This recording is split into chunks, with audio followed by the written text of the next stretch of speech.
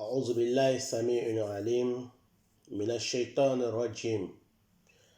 بسم الله الرحمن الرحيم، وصلى الله على رسول الكريم محمد بن عبد الله وعلى آله وصحبه وسلم تسليما كثيرا، والحمد لله رب العالمين. السلام عليكم ورحمة الله تعالى وبركاته.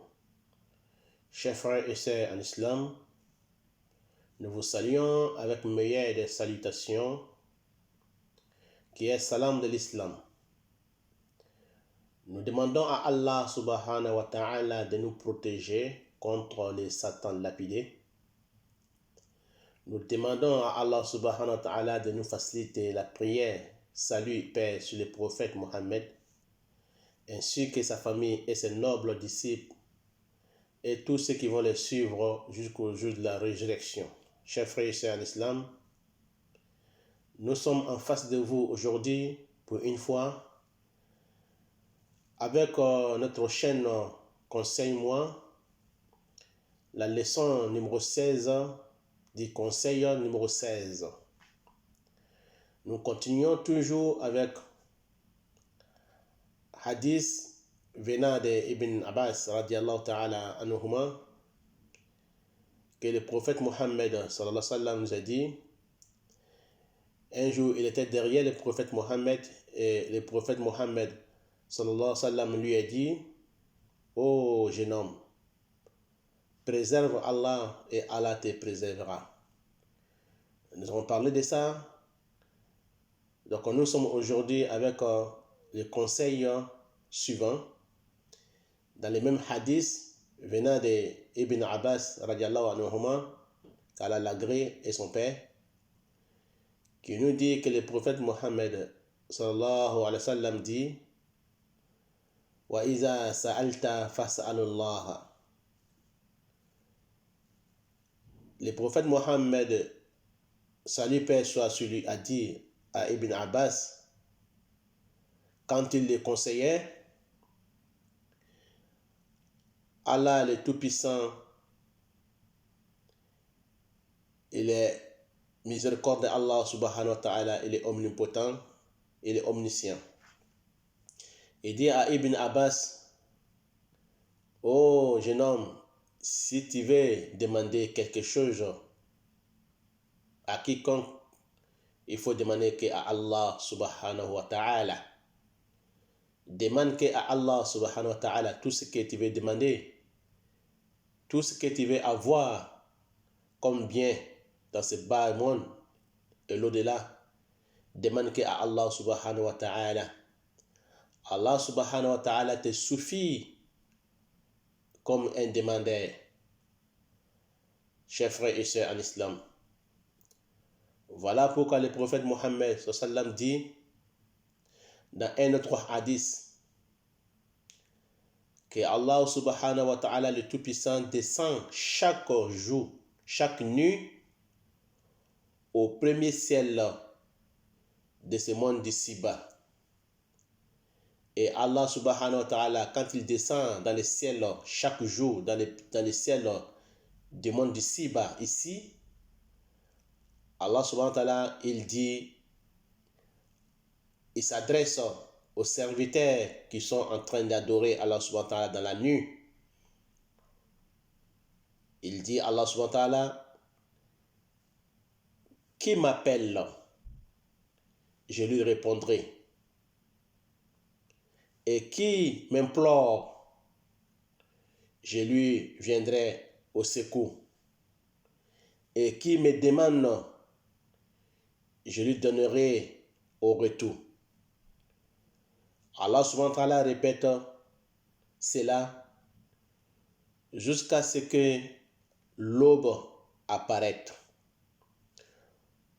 Voilà, chers frères et sœurs en islam, tous ceux qui adorent Allah subhanahu wa ta'ala en pleine nuit, à partir de 1h du matin jusqu'aux 3h du matin, jusqu'à l'arrivée de l'aube, Allah subhanahu wa ta'ala, il est omniprésent. Il est omniprésent et il dit à chaque instant qui m'appelle, moi Allah, je lui répondrai. Tu appelles Allah subhanahu wa ta'ala, il va te répondre. Et qui m'implore mon secours, je lui viendrai au secours. Et qui me demande, je lui donnerai au retour ce qu'il me demande. Donc voilà pourquoi le prophète Mohammed, salut Père soit sur lui, a dit à Ibn Abbas, quand il veut demander, il faut demander qu'à Allah subhanahu wa ta'ala. Car c'est Allah subhanahu wa ta'ala qui est digne de donner une bonne réponse à nos demandes. Voilà, chers frères et sœurs en islam, voilà pourquoi Allah subhanahu wa ta'ala dit toujours dans le Coran, A'udhu billahi minash shaitanir rajim, dans la sourate Al-Baqarah, verset 186, Allah subhanahu wa ta'ala nous répète, A'udhu billahi minash shaitanir rajim, nous demandons la protection de Allah contre les Satan lapidés. Wa iza sa'alaka ibadi anni fa inni qaribun ujibu da'wata da'i iza da'ani falyastajibu li wa liyu'minu bi la'allahum yarshudun. Allah subhanahu wa ta'ala dit dans la sourate Baqarah, à chaque fois si mes serviteurs me demandent, fa inni qarib, dis-leur que moi Allah subhanahu wa ta'ala est plus proche de eux. Je suis plus proche de eux. Ujibu da'wata da'i iza da'ani, et je réponds à l'appel de celui qui m'a appelé. Au moment qu'il m'appelle, je lui réponds.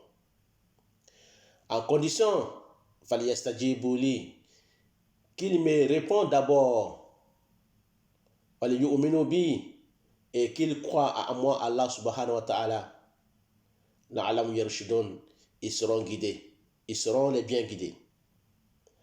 Donc Allah subhanahu wa ta'ala a mis une condition pour que Allah subhanahu wa ta'ala nous donne une réponse favorable à nos demandes.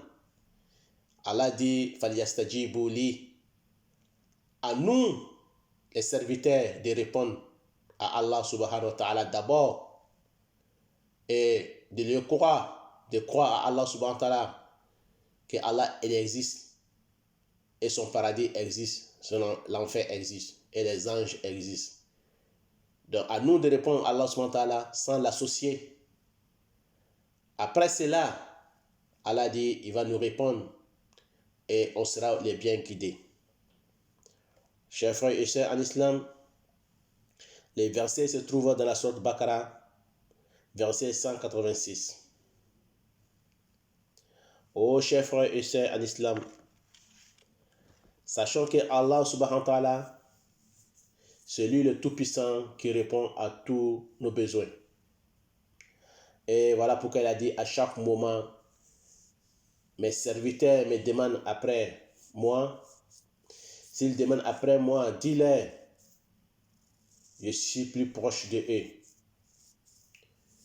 Je leur répondrai à leurs demandes.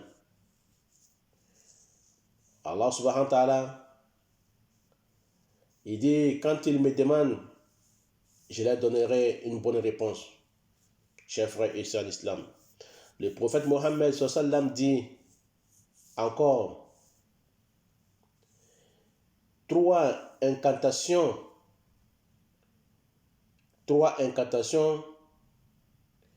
quand on fait qui seront répondues par Allah subhanahu wa ta'ala.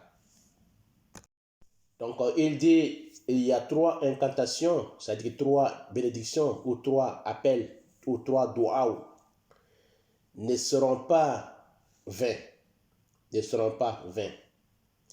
seront jamais laissés sans réponse, ne seront pas à vain. Il dit, première personne, que sa bénédiction ou son doua qui ne sera pas à vain, qui sera répondu, c'est la bénédiction qui est faite par qui? Par les deux parents. Quand les deux parents, papa et maman, te font un doigt, une bénédiction, que cette bénédiction ne sera jamais à vain, il sera répondu par Allah subhanahu wa ta'ala. Il sera accordé par Allah subhanahu wa ta'ala. Deuxième personne que sa bénédiction ne sera jamais à vain, qui sera répandue par Allah, c'est la bénédiction qui est faite par celui qui gêne les jeûneurs. Celui qui fait le jeûne, les ramadans ou surrogatoire. Et la troisième personne que sa bénédiction ne sera pas à vain, qui sera répandue par Allah subhanahu wa ta'ala, accordée par Allah, et c'est la bénédiction de celui qui est un voyageur. Celui qui est en voyage. Un voyageur, quand il appelle Allah subhanahu wa ta'ala, quand il fait dua pour toi, son dua ne sera jamais tombé. Il sera répondu par Allah subhanahu wa ta'ala. Donc Allah, le Tout-Puissant, dit dans le Coran,